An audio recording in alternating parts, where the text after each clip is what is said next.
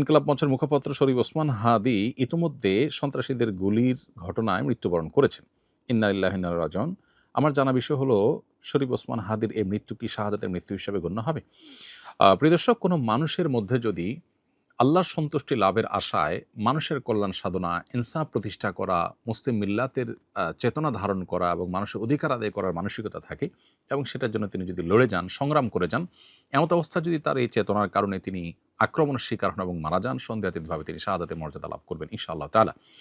ঈমানদারের মধ্যে যদি আল্লাহর সন্তুষ্টি লাভের জন্য জীবন বাজি রাখার মানসিকতা থাকে এবং তার অসৎ কাজে বাধা প্রদান, অন্যায়ের বিরুদ্ধে তার প্রতিরোধ এবং ইনসাফ প্রতিষ্ঠার মানসিকতা লালন করার কারণে তিনি যদি আক্রমণের শিকার হন, তাহলে সেক্ষেত্রে তিনি অবশ্যই শাহাদাতের মর্যাদা লাভ করবেন। সেই জায়গা থেকে শরীফ ওসমান হাদিকে আল্লাহ তাআলা শাহাদাতের মর্যাদা দান করুন, আমরা সেই দোয়া করি।